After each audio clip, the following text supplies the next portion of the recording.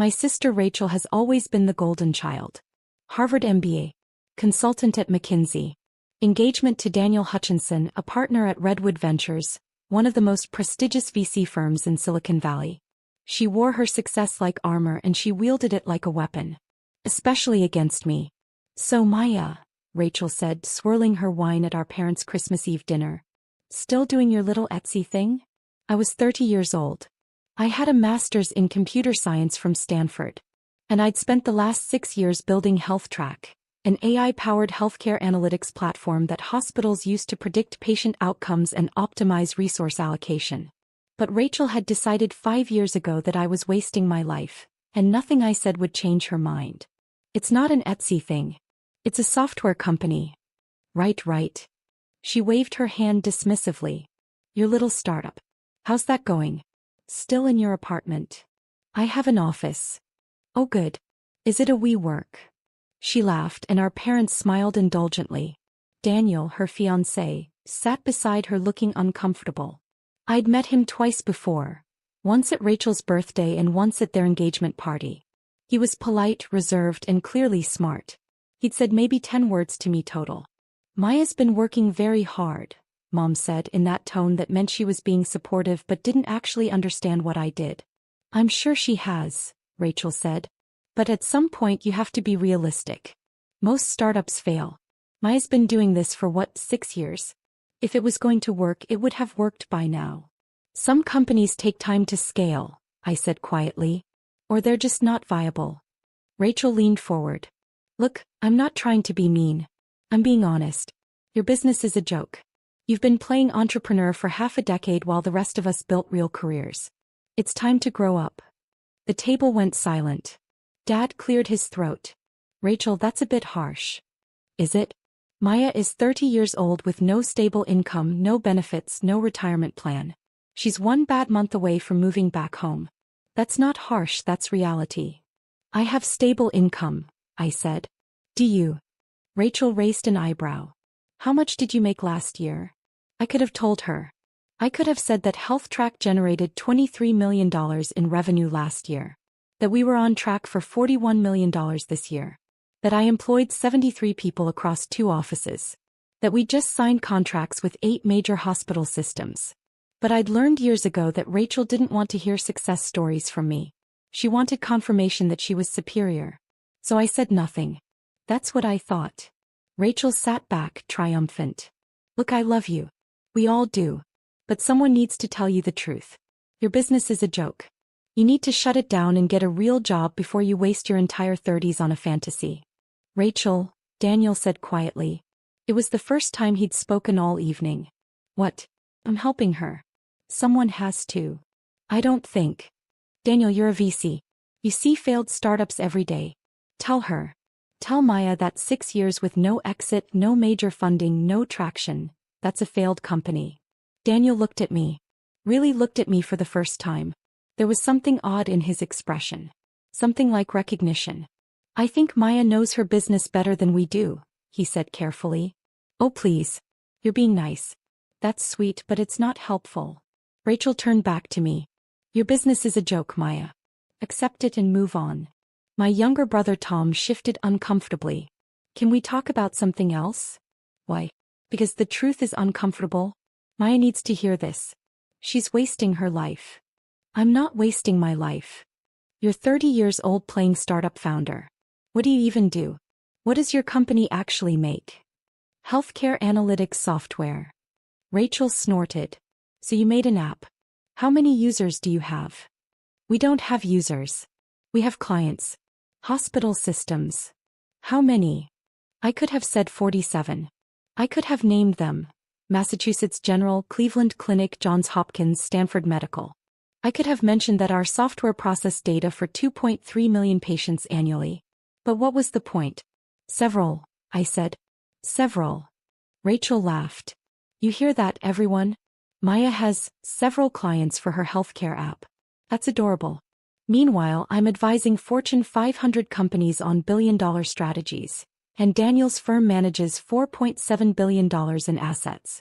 But sure, your little app is going great. Daniel was staring at me now with that same odd expression. like he was trying to solve a puzzle. Your business is a joke, Rachel said again, slower this time, like she was talking to a child. And the kindest thing I can do is tell you to stop embarrassing yourself and get a real job. I stood up. I need some air. Oh, don't be dramatic, Rachel called after me as I walked toward the back door. I'm just being honest. I stepped onto the patio and closed my eyes. 6 years. 6 years of building something real. 6 years of 80-hour weeks and sleepless nights and impossible problems. 6 years of growing from just me in my apartment to 73 employees who depended on me. 6 years of changing healthcare, saving lives, making a difference. And my sister thought it was a joke. The door opened behind me. Daniel. Maya, I'm sorry about Rachel. She can be intense. It's fine. It's not fine. She shouldn't have said those things. I turned to look at him. But she did. And she meant them. And honestly, it doesn't matter anymore. I stopped trying to prove myself to my family 3 years ago. He hesitated. Can I ask you something? Sure. Your company. That's what it's called, right? My heart stopped. Yes. Healthcare analytics. AI-powered predictions. Hospital systems. Yes. He nodded slowly. I thought so. Your last name is Patel. Maya Patel. But when Rachel talks about you, she just says Maya. She never mentions your last name. And HealthTrack CEO is listed as M. Patel in most databases. I didn't make the connection until tonight. You know HealthTrack? Know it? Maya, we've been trying to get a meeting with your company for 8 months. HealthTrack is one of the hottest healthcare tech companies in the country. You're on every VC's radar. My firm has been dying to get in on your Series B. I said nothing. Does Rachel know? No. Why not? Because she decided 5 years ago that I was a failure. And nothing I say will change her mind. She'll just think I'm lying or exaggerating or delusional. So I stopped trying. Daniel ran his hand through his hair. Jesus. Maya, HealthTrack is valued at what, $120 million. $127 million as of our last funding round.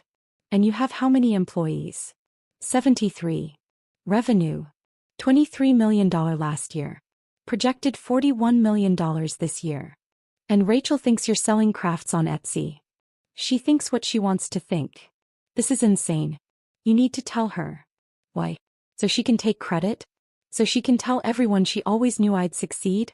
So she can act like she supported me when she spent 5 years calling me a failure. He had no answer for that. Besides, I said, she's going to find out soon enough. What do you mean? We have a meeting scheduled with Redwood Ventures. January 15th. To discuss our Series B funding. I assume you'll be there. The color drained from his face. You're serious. Your firm reached out 3 months ago. We've been in preliminary discussions with your partner, James Chin. He's been very enthusiastic.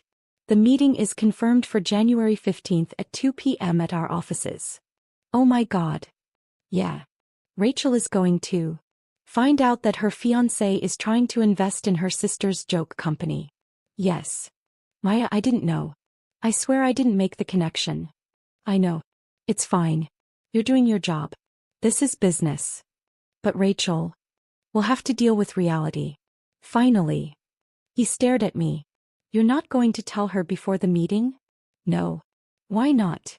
Because I'm tired, Daniel. I'm tired of proving myself to people who've already decided I'm worthless. I'm tired of fighting for respect from my own family. I'm tired of being dismissed and mocked and treated like a child playing dress-up. So you're just going to let her walk into that meeting blind? She's not walking into the meeting. You are.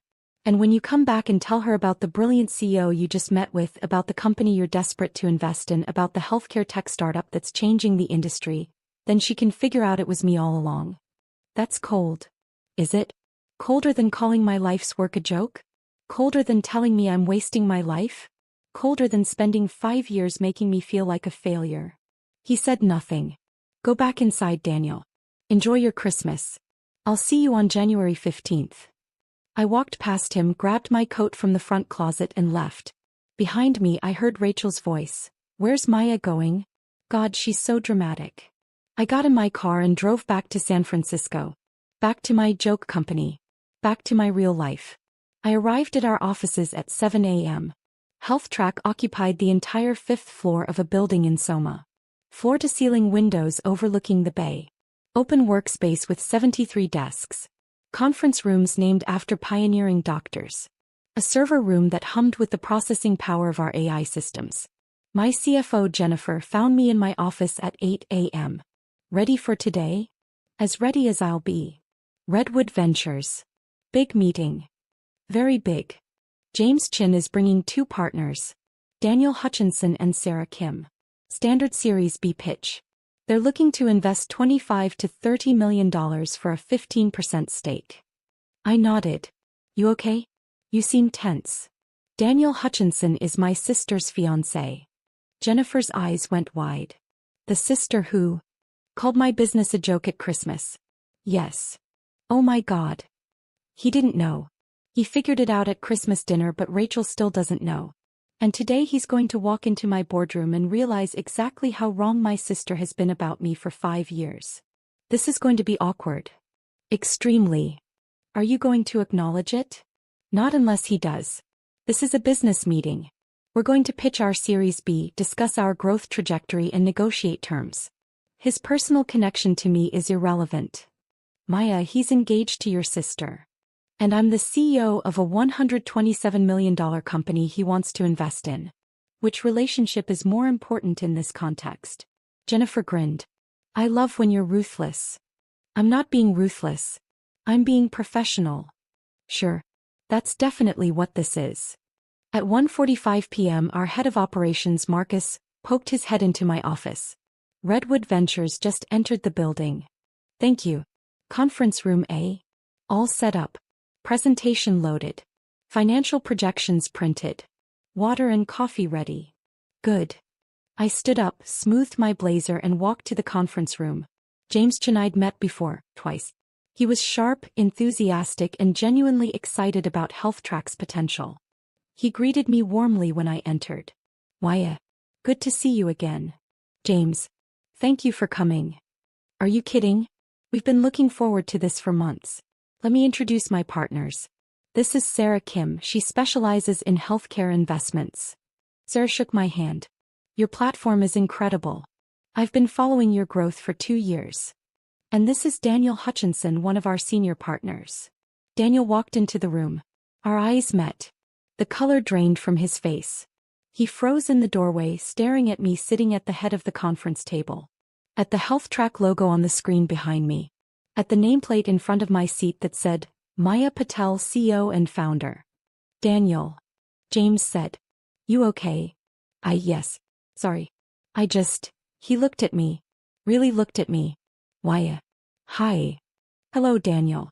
Please sit down. He sat down slowly, still staring. Have you two met? Sarah asked. Briefly, I said smoothly. At a family event. Daniel is engaged to my sister.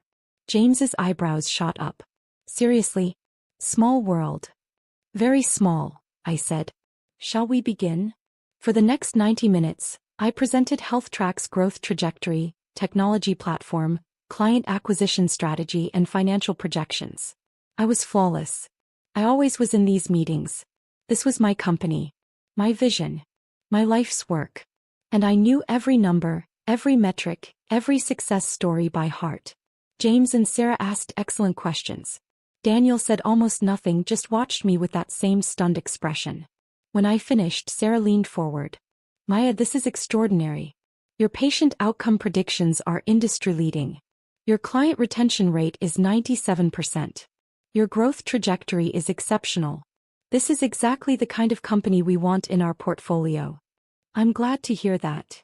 What are you looking for in terms of investment? $28 million for a 14% stake. That values us at $200 million post-money, which we believe is conservative given our current trajectory and the 3 major hospital networks we're in final negotiations with. James nodded. That's reasonable. We'd need to do due diligence, of course, but I think we can work with those numbers. Due diligence is expected. My CFO will coordinate with your team. Excellent. James stood up and offered his hand. Maya, this has been one of the best pitches I've seen all year. We're very excited about this opportunity. I shook his hand. Then Sarah's. Then Daniel's. His hand was shaking. Maya, he said quietly. Can we talk? Privately. I looked at James and Sarah. Would you excuse us for a moment? My operations head, Marcus, can show you our development floor if you're interested. That would be great, Sarah said. They left. Daniel and I stood alone in the conference room. You knew, he said. At Christmas. You knew we had this meeting scheduled. Yes. And you didn't say anything. What was I supposed to say?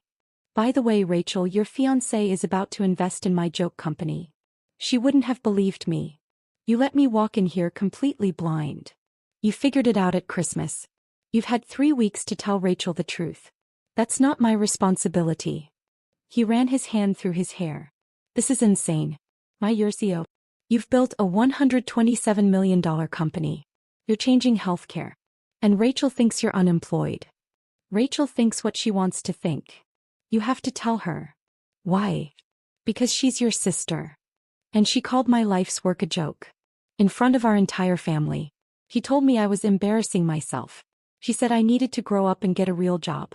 Why exactly do I owe her the courtesy of managing her embarrassment? Because this is going to destroy her. Is it? Or is it going to force her to finally see me as something other than her failure of a little sister? Daniel stared at me. When did you become so cold? When my own family spent 5 years making me feel worthless. When every success I achieved was dismissed or ignored. When I realized that no matter what I accomplished, Rachel would always see me as inferior. I'm not cold, Daniel. I'm just done. What do you want me to do? Your job. Go back to Redwood. Discuss the investment with your partners. Run your due diligence. Make your decision. And if you choose to invest, I'll treat you exactly like any other investor. Professionally, fairly, and without personal bias. And Rachel? That's between you and her. You can tell her about this meeting. You can tell her about HealthTrack. You can tell her that her fiancé is about to invest $28 million in her sister's joke company. How you handle that conversation is up to you. She's going to call you. Probably. What will you say? I don't know yet. But Daniel, understand this. I'm not going to apologize for my success. I'm not going to minimize what I've built to make her feel better. And I'm not going to pretend the last 5 years of dismissal didn't happen. If Rachel wants a relationship with me, she's going to have to accept reality. All of it. He nodded slowly. For what it's worth, Maya, this is incredible. What you've built. The pitch you just gave. You're brilliant. Thank you. Rachel should be proud of you. But she's not. And that's the problem. He left. I stood alone in the conference room looking out at the San Francisco skyline. My phone buzzed. Jennifer, how'd it go? Me, they're interested. $28 million for 14%. Jennifer, and the sister situation? Me, Daniel is probably calling her right now. Jennifer, oh God. Me, yeah. I walked back to my office and waited. Rachel called at 4:47 p.m. I let it ring 4 times before answering. Hello. What the fuck, Maya? Hi, Rachel. How are you? How am I? How am I? Daniel just told me about your company. Your real company. The $127 million company. The company he's about to invest in. The company that employs 73 people. The company that you've been building for 6 years while I thought you were unemployed. I'm not unemployed. I told you that. You said you had a startup. You said you had an office. You didn't say you had a $127 million company. You didn't ask. I didn't ask. Maya, you let me think you were broke. You let me think your business was a joke. No, Rachel. You decided my business was a joke. I tried to tell you otherwise. You didn't listen. When did you try to tell me? 3 years ago at your birthday. I mentioned we'd signed our first major hospital contract. You said, that's nice, and changed the subject. 2 years ago at Thanksgiving. I mentioned we were raising our Series A. You said, good luck with that, in a tone that suggested you thought it was a fantasy. Last Christmas before this one. I mentioned we'd hired our 50th employee. You said, must be nice to play boss. Silence. I tried, Rachel. For years I tried. But you'd already decided I was a failure. And nothing I said would change your mind. You should have tried harder. Why? Why is it my job to force you to see me? Why is it my responsibility to manage your perception of my success? You're my sister. You're supposed to believe in me. You're supposed to support me. Instead, you spent 5 years making me feel small. I was trying to help. By calling my business a joke. By telling me I was wasting my life. By saying I needed to grow up and get a real job. That's helping. I thought you were failing. I thought you were in denial. Biz, you never asked. You never looked. You never cared enough to see what I was actually doing. You just assumed. How was I supposed to know you were building a $127 million company? By asking. By listening. By treating me like an adult instead of a child who needed to be corrected. Rachel, I told you I had clients. I told you I had employees. I told you I had an office. You dismissed all of it because it didn't fit your narrative. What narrative? That you're the successful one and I'm the failure. That you have the real career and I'm playing pretend. That you're superior and I'm someone to be pitied. That's not. Isn't it? Rachel, you introduced me to your friends as my sister who's still figuring things out. You told our relatives I was between jobs. You told Daniel, your fiancé, that my business was a joke. What was I supposed to think? Long silence. Daniel wants to invest $28 million in your company, she said finally, her voice quieter. I know. That's a lot of money. Yes. You must be really successful. I am. Why didn't you tell me? I tried. You didn't listen. And eventually I stopped trying. It was easier to let you think I was a failure than to fight for recognition from someone who'd already decided I wasn't worth it. Maya, I'm your sister. You should have fought harder. No, Rachel. You're my sister. You should have looked harder. You should have listened harder. You should have believed in me without needing a $127 million valuation to prove my worth. I heard her crying. Actually crying. I'm sorry, she whispered. Maya, I'm so sorry. Are you sorry you were cruel? Or are you sorry you were wrong? Both. I'm sorry for both. I don't know if I believe you. I was horrible to you. At Christmas. I called your business a joke. I called your life a waste. Maya, I was so horrible. Yes. You were. How do I fix this? I don't know if you can. Please. Tell me how to fix this. I closed my eyes. Rachel, you can't fix 5 years of dismissal with one apology. You can't undo the damage of constantly making me feel worthless. You can't erase the fact that you needed a VC meeting to finally see me as successful. Then what do? You sit with it. You understand what you did. You recognize that you hurt me badly and that your apology doesn't automatically heal that hurt. And maybe eventually you do better. I want to do better. I want to be the sister you deserve. Then start by believing me. Not because Daniel confirmed it. Not because there's a number attached to my company. But because I'm your sister and you should trust me when I tell you I've built something real. I do. I believe you. Maya, I believe you. Now you do. After 5 years. After Daniel walked into my boardroom. But you didn't believe me at Christmas. You didn't believe me at Thanksgiving. You didn't believe me for 5 years. That's the problem. How do I earn your trust back? I don't know. Time maybe. Consistency. Proving that you've actually changed and this isn't just embarrassment talking. I have changed. Today changed me. Seeing what you built. Understanding what I missed. Maya, I'm so proud of you. Are you? Or are you proud of the $127 million valuation? Would you be proud if my company was worth $5 million? $1 million? $500,000? Would you be proud if I was still building it in my apartment with 3 employees and a dream? She didn't answer. That's what I thought. Maya. I need to go, Rachel. I have work to do. Can we talk again? Please. Eventually. But not right now. I need time to process this. To figure out what our relationship looks like going forward. To decide if I even want a relationship with someone who only respects me when there's a number that validates my worth. Please don't shut me out. You shut me out first. For 5 years. You decided I wasn't worth your respect or belief or support. Now I'm deciding whether you're worth mine. I hung up. My hands were shaking. Jennifer appeared in my doorway. You okay? No. But I will be. What did she say? That she's sorry. That she's proud. That she wants to fix things. Do you believe her? I believe she's embarrassed. I believe she realizes she was wrong. I don't know if I believe she's actually changed. What are you going to do? My job. I'm going to run my company. I'm going to close this Series B. I'm going to keep building something that matters. And if Rachel can accept reality, all of it, not just the parts that make her look good, maybe we'll find our way back to each other. But that's her work to do, not mine. Jennifer nodded. For what it's worth, you handled that pitch flawlessly. Redwood is going to invest. I'd bet money on it. Good. We need that capital for the Q3 expansion. Ever the CO. It's who I am. It's who I've always been. Rachel just needed a VC to tell her that before she'd believe it. I turned back to my computer and got back to work. Because that's what successful people do.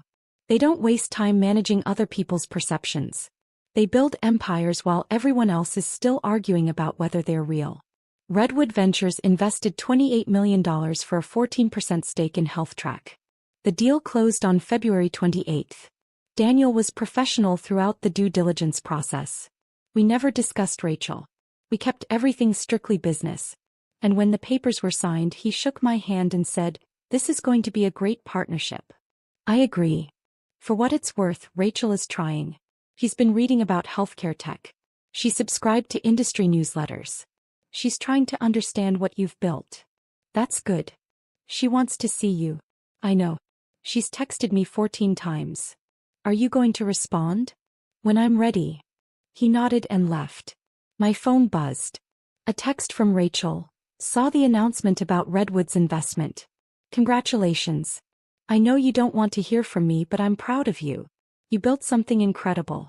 I'm sorry I didn't see it sooner. I love you. I stared at the message for a long time. Then I typed back, "Thank you. I love you too. But I need more time." Her response came immediately, "Take all the time you need. I'll be here when you're ready. I'm not going anywhere." I put my phone down and looked around my office. At the framed magazine covers on the wall, Forbes, Fortune, TechCrunch. At the photos of my team at various company milestones. At the contracts with major hospital systems. At the life I'd built while everyone doubted me. Maybe someday I'd forgive Rachel completely. Maybe someday we'd find our way back to being sisters.